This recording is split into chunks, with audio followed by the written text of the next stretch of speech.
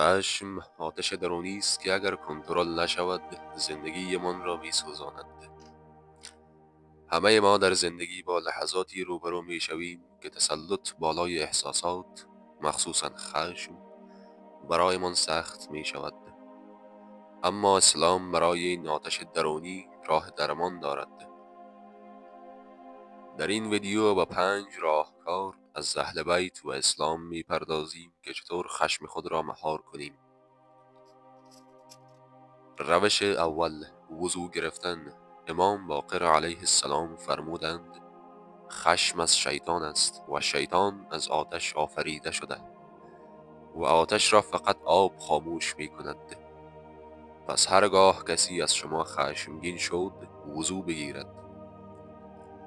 روش دوم، تغییر وضعیت جسمی.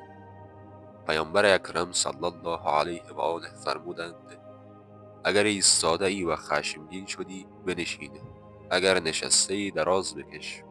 دوستان، حکمت و دلیل این حدیث شاید این باشد که اگر شما در حالت خشم یک جا راکد و ساکت بنشینید بالاخره صبرتان تمام می شود و ممکن است از کورت در روید.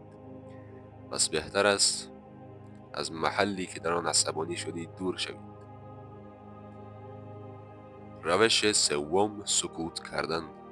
امام صادق علیه السلام فرمودند زمانی که انسان خشمگین می شود اگر ساکت بماند خشمش آرام می گیرد. دوستان، یک نکته در مورد سکوت هنگام خشم. آیکیوی مغز انسان هنگام عصبانیت به مراتب کمتر از حالت عادی انسان است. پس هنگام عصبی بودن حتما باید ساکت بود. در غیر این صورت حرفی را میزنید که نباید بزنید. همانطور که یکی از حکما میگوید خشم را اول دیوانگی و آخر پشیمانی است. روش چهارم، به یاد خدا بودن.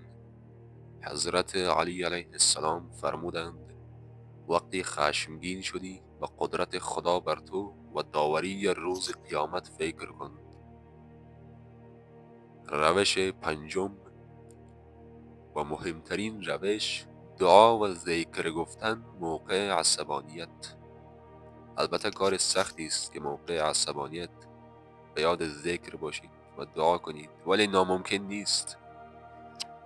پیامبر اکرم فرمودند هیچ جرعه‌ای در نزد خدا محبوب تر از جرعه خشمی نیست که بنده ای آن را فرو ببرد.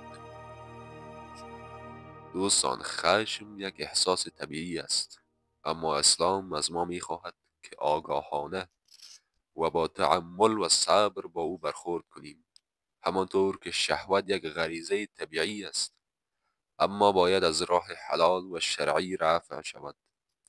وضو گرفتن، تغییر حالت، سکوت، یاد قیامت و آخرت بودن و ذکر گفتن هنگام خشم، همه اینها ابزاری است که خدا در اختیار من گذاشته.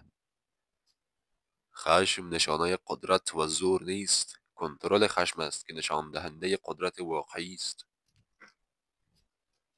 همانطور که پیامبر اکرم فرمودند قوی ترین شما کسی است که خشم خود را فرو ببرد. اگر این ویدیو برایتان مفید بود حتما لایک کنید، کانال را سابسکرایب کنید و نظرات خود را برایمان در کامنت بنویسید. تا ویدیوی بعدی، یا علی مددی.